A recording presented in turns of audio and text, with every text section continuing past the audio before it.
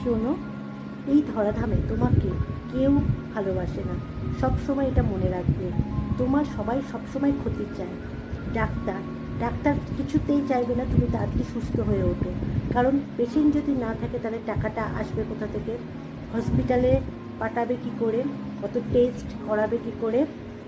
Teacher teacher চাইবে না তুমি কখনো পড়া বোঝো, কারণ প্রাইভেট টিউশনগুলো যাবে কোথায়? প্রাইভেট টিউশনগুলো থেকেই তো টাকাটা আসবে, তাই না? মুচি মুচি কখনো চাইবে না তোমার জুতোটা ভালো থাকুক, যা চাইবে তোমার জুতোটা রাস্তায় গিয়ে ছিঁড়ে যাক, কারণ তবেই তো তুমি মুচির কাছে যাবে, তাই না? মেকানিক কখনো চাইবে না তোমার গাড়িটা ঠিকঠাক চলুক, রাস্তায় চাইবে টায়ার পাঞ্চার হোক বা ব্রেক কেটে যাক, সমস্ত কিছু ওরা চাইবে, তবেই তো মেকানিকের কাছে আমরা গাড়িটা নিয়ে যাব, তাই না? ঘটক ঘটক কখনো চাইবে না তোমার একটা ভালো পাত্রের সঙ্গে বিয়ে দিক বা ভালো পাত্র তোমাকে দেখা, যদি ওরা ভালো পাত্র দেখিয়ে দেয় তাহলে তুমি আর ওর কাছে যাবে না। জ্যোতিষ জ্যোতিষ জ্যোতিষের কাছে গেলে উনিও কখনো চাইবেন না যে তোমার ভালো হোক। রাহু কেতু শনি সমস্ত কিছু বাজে বলবে, কারণ তোমার 4-5টা আংটি তো তাদের কাছে করাতে হবে, তাই না?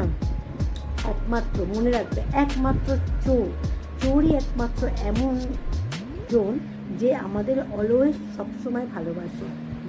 চোরই চায় সবসময় আমাদের আলমারি ভর্তি টাকা থাকুক, গয়নাগাটিতে আমরা পরিপূর্ণ থাকুক, আমাদের বাড়িতে আসবাবপত্র থেকে শুরু করে সমস্ত জিনিস যাতে দামি দামি থাকে, এবং নিশ্চিন্তে তুমি যাতে বিছানায় পড়েই নাক ডেকে ঘুমাতে পারো। তাহলে বন্ধু, কে? একমাত্র চোরই হচ্ছে আমাদের আসল বন্ধু। স্যালুট জানাই চোরকে, যে অলওয়েজ চোরই আমাদের ভালো দিক দেখছে। তাহলে আমাদের প্রকৃত বন্ধুকে চোর।